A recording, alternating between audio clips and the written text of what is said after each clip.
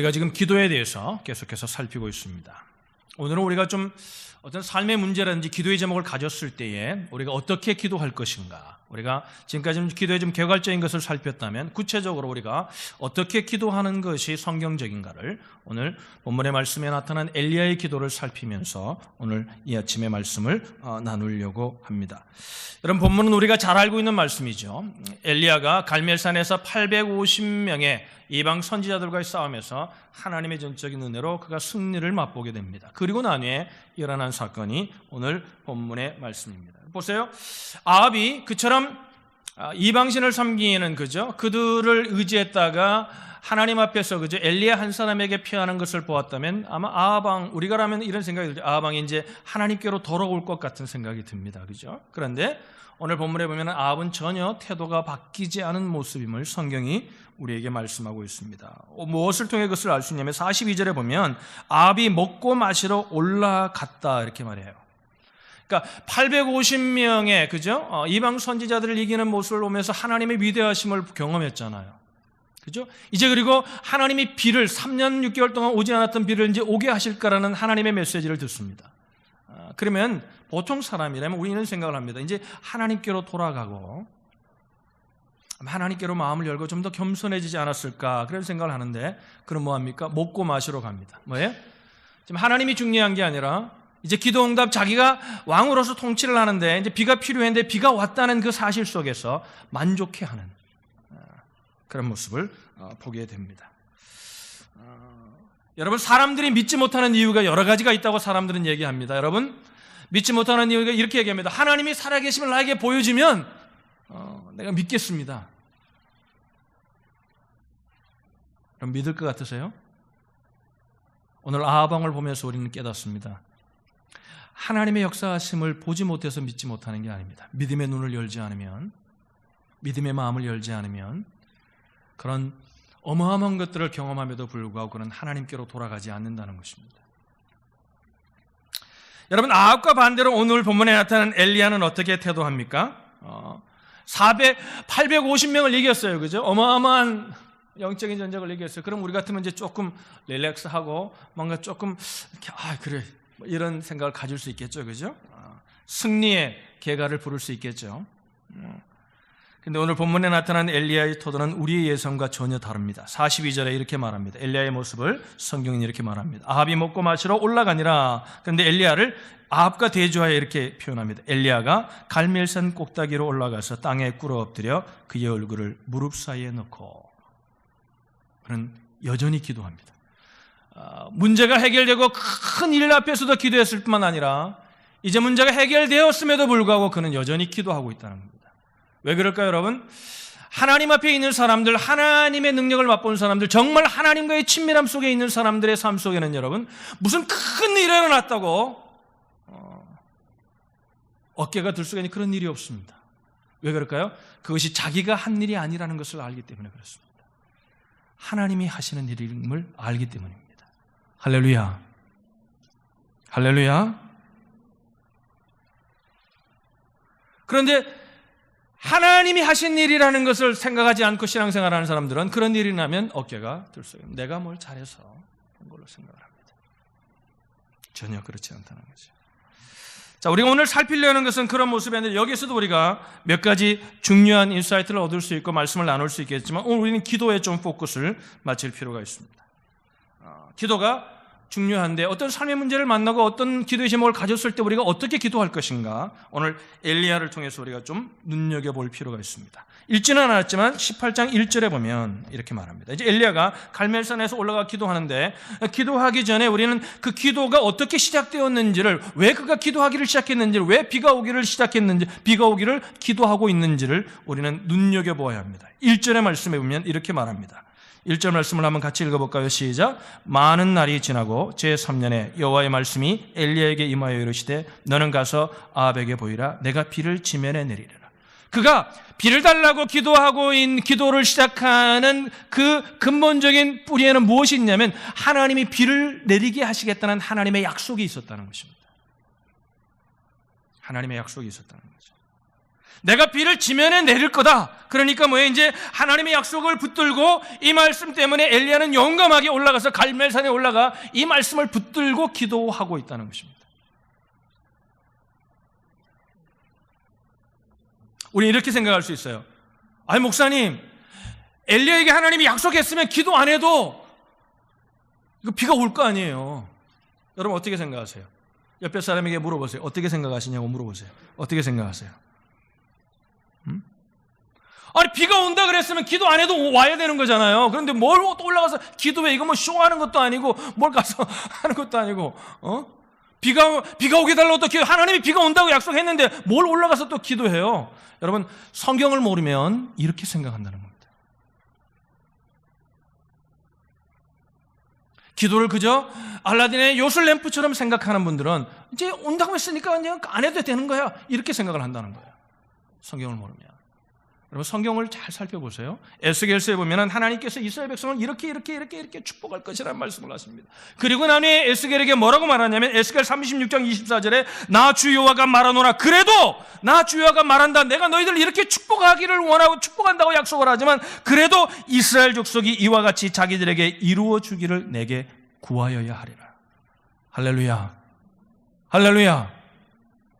하나님은 무엇을 원하시는 거예요? 기도 응답을 통해서, 기도의 응답을 통해서 그저 기도 응답을 받았구나 이것을 느끼는 삶을 살기 원하는 것이 아니라 그것이 누구로부터 왔기에 그 기도를 통해서 하나님과 더 가까워지기를 원하시기에 하나님 뭐냐면 우리가 보세요. 기도하고 무엇이 응답이 와도요 우리는 그게 정말 기도해서 왔는지 안 왔는지를 의심합니다. 그런데 기도하지 않고 그냥 오면 뭔 생각하면 내가 잘나서 내가 그래도 뭔가를 해서 왔다고 생각해요. 하나님을 잊어버린다는 거예요. 근데 하나님은 기도 응답을 통해서 우리에게 주시고자 하는 은혜가 뭐냐면 하나님을 더 사랑하고 하나님과 더 가까워지기를 원하신다는 거죠. 할렐루야. 그래서 주신다고 약속했음에도 불구하고 기도해야 주겠다 이렇게 말씀을 하셨어요. 42절을 보시면 본문 42절을 보시면 엘리야가 이렇게 기도합니다. 아비 먹고 마시러 올라가니라. 엘리야가 갈멜산 꼭대기로 올라가서 땅에 꿇어 엎드려 그의 얼굴을 무릎 사이에 놓고. 우리는 그저 꿇어 엎드렸다는 표현하지만 이게 굉장히 유대인의 문학적인 표현입니다. 유대인의 커스텀, 유대인의 풍습을 알아야만 이해할 수 있는 문장이에요.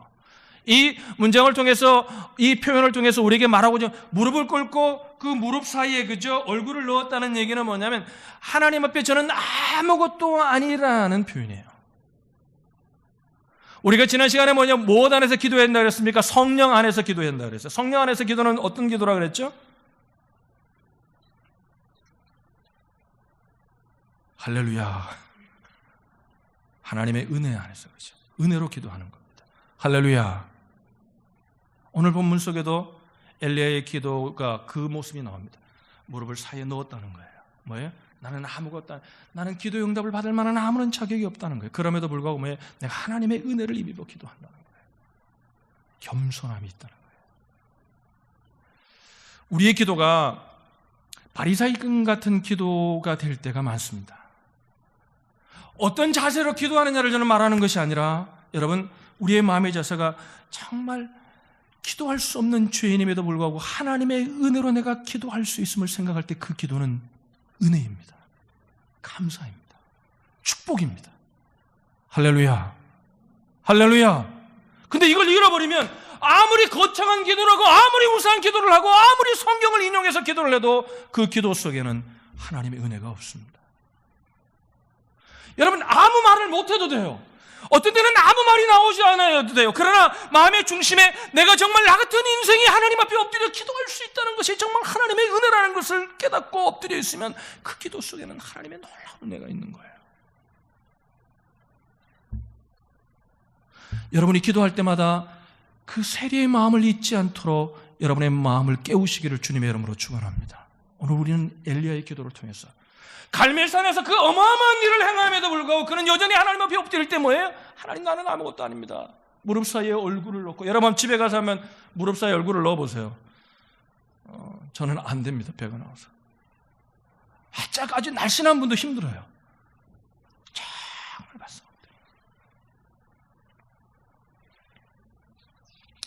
아브라함도 이렇게 기도했죠. 티끌과 같은 나라도 감히 죽게 구합니다. 여러분, 오늘 예배에 나올 때 여러분 예배를 드리면서 이런 마음이 있어요? 정말 티끌과 같은 내가 하나님 앞에 예배할 수 있는 은혜를 입었습니다. 할렐루야. 제가 예배를 시작하면서 그런 얘기를 말씀을 드렸죠. 여러분이 한 주간 어떤 삶을 사는지 모르겠어요. 로우, 하이, 다 삶이 다를 거예요. 그러나 여러분, 놀라운 것은 오늘 이 아침에 우리가 이 예배의 자리에 앉아 있다는 거예요.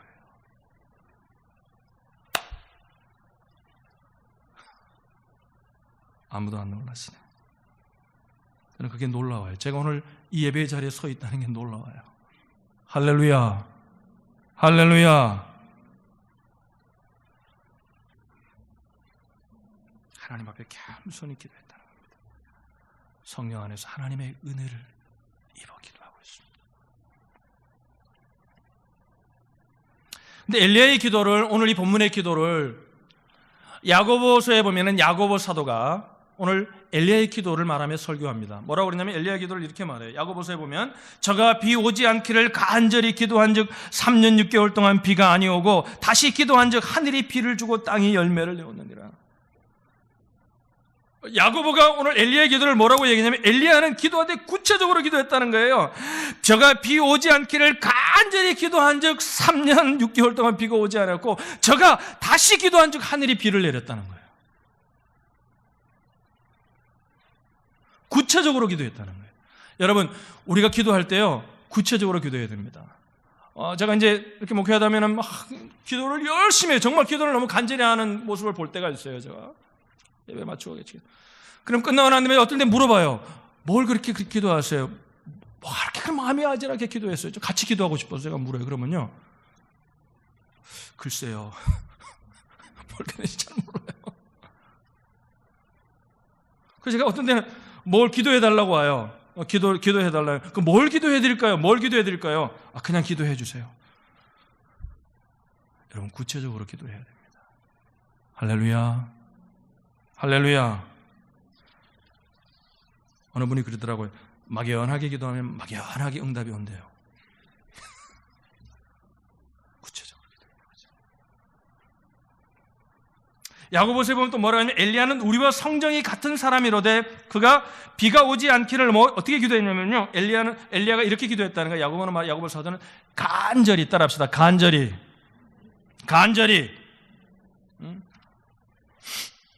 엘리야를 설명하면서 엘리야는 우리와 성정이 같은 사람이, 우리랑 뭐라는 거야? 똑같이 연약함을 가진 사람이라는 거죠. 똑같이 연약함을 가진 사람이라는 거죠. 우리가 기도할 때 방해를 받고 기도할 때 뭐 여러 가지 잡생각이 나고 그런 것들이 엘리야에게도 똑같이 있었다는 거예요. 그런데 엘리야의 기도의 탁월한 점이 뭐냐면 엘리야는 간절히 기도했다는 거예요. 간절히.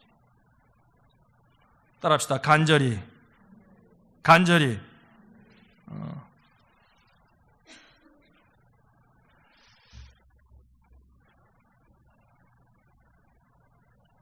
저는 말씀을 준비하면서 제 기도를 돌아봤어요. 제 기도가 좀 더 간절해질 필요가 있음을 느낍니다. 우리 교회 성도들의 기도를 생각해 봅니다. 좀 더 간절할 필요가 있습니다. 할렐루야. 할렐루야. 간절한 기도는 어떤 기도예요? 주여! 이러고 기도하는 거예요. 그것도 그럴 수 있어요. 간절한 기도라는 의미는 이런 겁니다. 끊임없이 기도하는 겁니다. 하나님의 응답이 올 때까지 기도를 멈추지 않는 겁니다. 누가복음 11장에 보면은 주님이 기도를 가르쳐주면서, 그죠? 한밤중에 떡을 빌려 온 친구의 사이에 관한 얘기를 해요. 친구가 한밤중에 떡을 빌리러 왔어요. 친구 집에 문을 두드립니다. 그러니까 친구가 합니다. 야, 우린 다 잠자, 애들도 다 잠자 애들고 우린 다 잠니까 너에게 떡을 줄 수 없다. 나를 괴롭게 하지 말라. 이제 문이 닫혔고 이제 내가 아이들하고 나와 침소에 다 누웠으니까 일어나, 내게 줄 게 없다. 나는 줄 수 없어. 그러니까 어떻게 해요? 돌아갑니까? 아니에요. 간절한 사람은 어떻게 하냐면 돌아가지 않아요. 더 두드립니다. 그러니까 친구가 견디다 못하고 이런 말하죠. 내가 친구됨을 인하여 너에게 떡을 주지 않지만 그 강청함을 인하여 내가 떡을 준다. 네가 떡을 안 주면 밤새, 우리말로 밤새 나를 괴롭히고 잠을 못 자게 할 거니까 내가 할 수 없이 너에게 떡을 준다. 귀찮아서라도 주겠다는 거예요.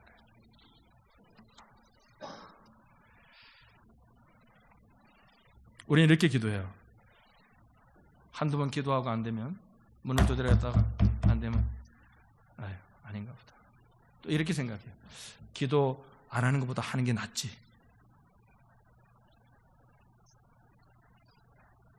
그래도 그런 생각 안 하세요? 우리 교인들은 다 성숙한 분들이니까. 할렐루야, 감사합니다. 감사합니다.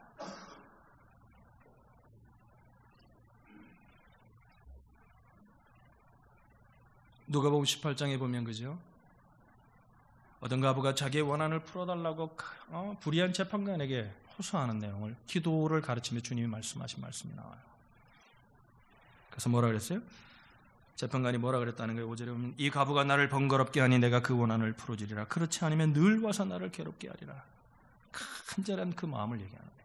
주님이 오늘 주님이 살아계셨을 때도 그들의 기도 속에서 주님은 뭘 본 거예요? 간절하지 않은 마음을 본 거예요. 오늘 그러면 예수님이 살아계실 때만 그들의 기도가 그랬을까요? 오늘 우리의 기도 속에서도 우리는 간절함이 있는가를 점검해 봐야 됩니다.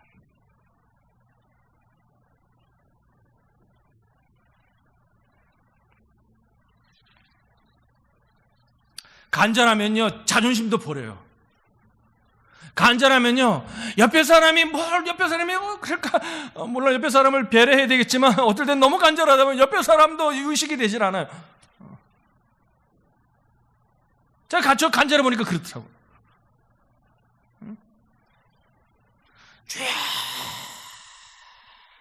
그러는데 옆에 사람이 들으면 방해가 될까 어떨 땐 생각이 나요. 근데 정말 간절하면 그런 생각이 나지 않아요. 고속져요.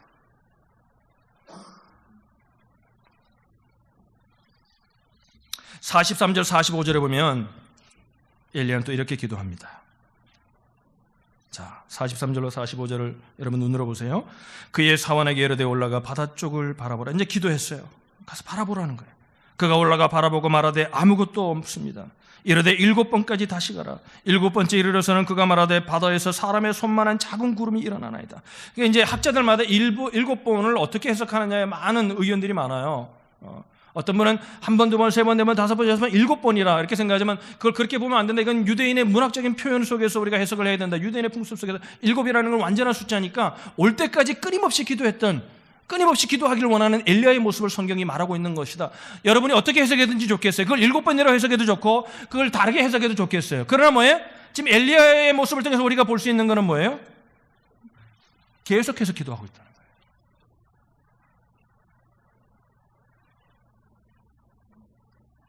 우리는 우리 기도가 어떻게 조금 기도하다가 그죠? 어떨 때는 한두 번이 아닌가 보다. 제가 그런 분에게 물어요. 그렇게 기도를 하다가 목사님 아닌가 봐 이런 생각인데 제가 이렇게 묻는 말이에요.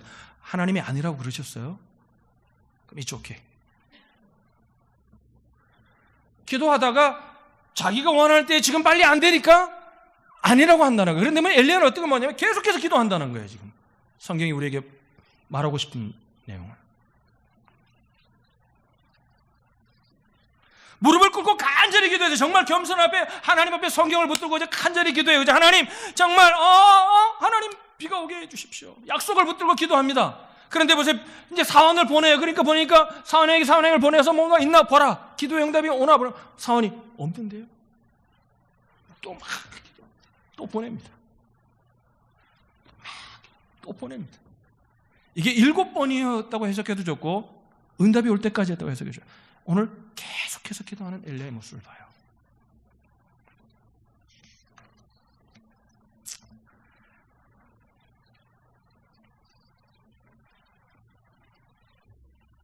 근데 왜 계속해서 그렇게 보낼까요? 왜 계속해서 보내는 걸까요? 기도하고. 기대가 있는 거예요. 응답이 올 거라는. 할렐루야.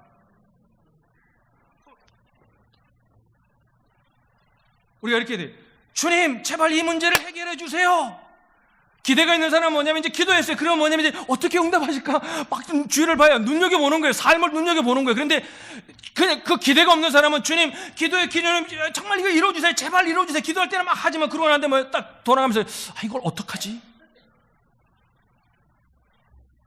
이거 어떡하지? 하나님 해결해 주세요. 그러면 하나님 어떻게 하겠어요? 이제 기도를 들으시면 하나님의 응답을 기대해야 돼요. 그럴 때 간절히 기도할 수 있는 거예요. 할렐루야. 기도가 끝나자마자 사원에게 뭐라 그래요? 올라가 바다편을 바라보라. 이스라엘은 지형을 보면 항상 지중해 쪽에서 비가 오기 시작합니다. 바다 쪽을 바라보라.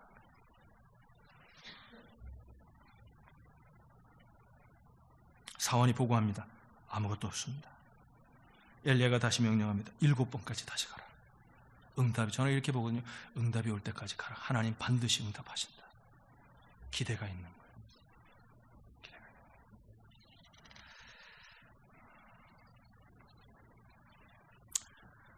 우리의 기도 가운데 하나님의 역사하심을 기대하는 기대감이 있기를 주님의 이름으로 축원합니다.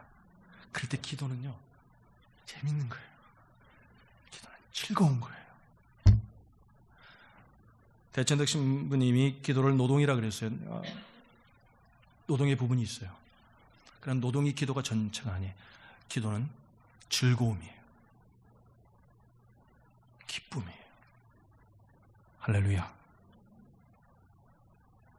나 곧 내 영혼이 여호와를 기다리며 내가 그 말씀을 바라는도다. 파수꾼이 아침을 기다림보다 내 영혼이 주를 더 기다리나니 참으로 파수꾼의 아침보다 더하리로다. 할렐루야.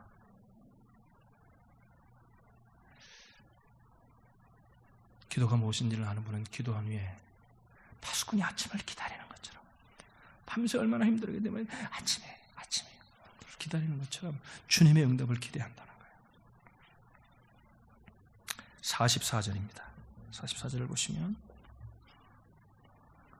우리 같이 한번 44절은 1절 시작. 7번째에 이르러서는 그가 말하되 바다에서 사람의 손만한 작은 구름이 일어나나이다. 이르되 올라가 아합에게 말하기를 비에 막히지 아니하도록 마차를 갖추고 내려가소서 하라 하니라. 아주 흥미로운 얘기예요, 여러분. 이걸 우리가 잘 묵상해 보면 기도하는 사람은 어떻게 반응하는지를, 우리가 하나님의 응답을 확신하는 사람은 어떻게 반응하는지를 우리가 알 수 있어요. 지금 손바닥만한 구름이 와요. 그런데 왜요? 정말 하나님 앞에 기도하는 사람, 기도가 무엇인지를 알고 기도하는 사람은 그 속에서 이제 비가 올 것을 준비하는 삶을 삽니다. 그런데 손바닥만한 구름을 보고 하나님 앞에 기도하는 것은 무엇인지 잘 모르는 사람은, 엘리야의 기도가 무엇인지 모르는 사람은 손바닥만한 구름이 오면 다시 기도합니다. 뭐 하냐면 아직 때가 아니라고 생각해요. 저는 이렇게 생각해요. 여러분이 정말 하나님의 응답을 믿으세요. 믿으시면 아멘. 그러면 여러분, 결혼을 위해 기도하는 처녀는 여러분 혼수감을 준비해야 돼요.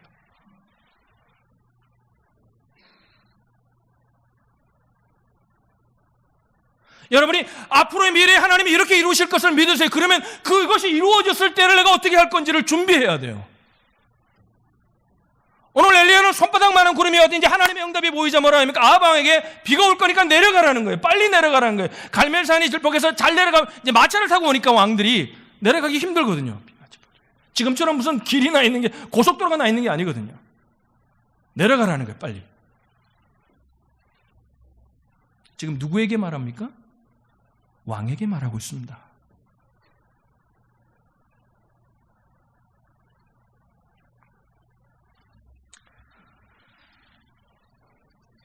엘리야는 응답에 따르는 환경을 구체적으로 준비하고 있는 모습을 봐요. 그러나 대부분의 경우 우리는 어떻게 하죠?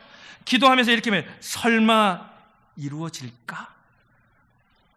그러니까 설마가 사람을 잡는 거예요.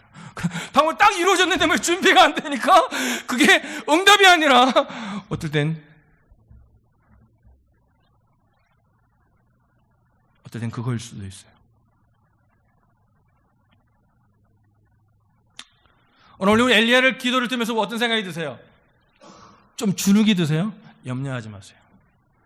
우리가 이렇게 기도하는 것이 우리의 기도의 삶을 통해서 우리가 추구해야 되는 기도의 삶이에요. 그런데 지금 처음부터 기도하려고 하는데 엘리야처럼 기도할 수 있는 사람이 몇 사람이 있을까, 우리 가운데? 여러분 기억하세요. 그럼에도 불구하고 하나님은 응답하시는 분이세요. 자, 사도행전 12장에 보면 베드로가 복음을 전하다가 감옥에 갇혀요. 오순절날 성령이 임하셔서 오순절날 어마어마한 역사가 일어났잖아요. 그죠? 그러고 나는데 베드로가 말씀을 전하다가 이제 너무 일이 나니까 유대인 종교 지도자들이 베드로를 감옥에 갇힙니다. 그러니까 뭐예요? 지금 성도들이 오순절날 성령을 체험한 성도들이 한 곳에 모여서 베드로, 예루살렘 교회에 수장했던 베드로의 추록을 위해서 기도합니다. 아마 성경이 그 기도하는 모습을 자세히는 말하고 있지 않지만 그 기도가 굉장히 뜨거운 기도였을 거예요. 간절한 기도였을 거예요. 그러니까 하나님이 그 기도를 들으시고 하나님의 사자를 보내가지고 베드로를 그저 쇠사슬 풀어주고 감옥에서 내보내. 그러니까 베드로가 뭐예요? 처음으로 찾아간 것이 그들이 기도하고 있을 그 장소를 찾아가서 베드로가 문을 두드립니다. 계집 로데라는 이름을 가진 계집 여인 하나가 나와서 문을 두드리니까 숨어서 기도하고 있는데 누가 혹시 온지 모르니까 나와서 유대인들의 문을 이렇게 탁 열면 이렇게 밖을 볼 수 있는 예수님이 이렇게 딱 열어요. 여니까 뭐예요? 베드로가 있는 겁니다. 근데 문 열어주는 것도 너무나 놀래가지고 문 열어주는 것도 놀래서 막 올라갑니다. 베드로가 왔습니다. 그러니까 기도했던 오순절날 성령의 충만을 받고 기도하고 있었던 그들의 반응이 어땠죠? 얘가 미쳤는가 보다. 이렇게 반응합니다. 사랑하는 성도님 여러분, 엘리야처럼 기도해야 합니다. 그러나 지금 이 순간 엘리야처럼 기도할 수 없다고 기도를 멈추지 마시고 그들이 기도했음에도 기대하지 않고 기도했음에도 하나님이 응답하셨던 베드로의 추록을 허락하셨던 주의 천사를 보내셔서 응답하셨던 하나님의 그 넓으신 마음을 기억하셔서 여러분의 삶 속에 기도가 회복되기를 주님의 이름으로 축원합니다. 축원합니다. 엘리야는 하나님 이 땅에 비를 주시옵소서라고 기도했어요. 그런데 하나님은 어떻게 응답하십니까? 45절 보세요. 비를 달라고 기도하는데 하나님이 이렇게 응답하세요. 우리 하나님 너무나 좋으신 분이죠. 45절 우리 같이 한번 읽겠습니다. 시작. 조금 후에 구름과 바람이 일어나서 하늘이 캄캄해지며 큰 비가 내리는지라. 비를 달라고 기도하는데 하나님 어떻게 응답하십니까? 큰 비를 허락하십니다.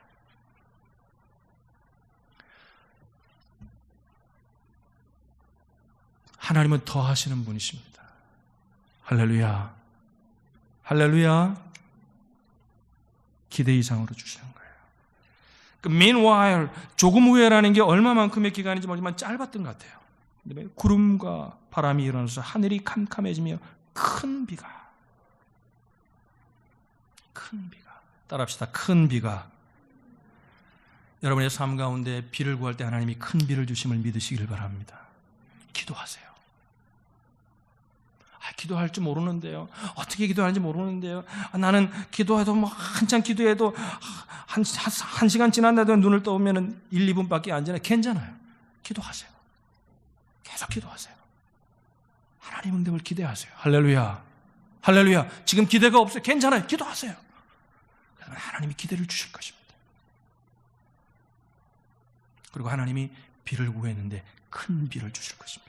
하나님이 기대하지 않은데 주시는 것들을 우리는 경험하게 될 것입니다. 그러면서 우리는 엘리야처럼 기도하는 사람들이 될 것입니다.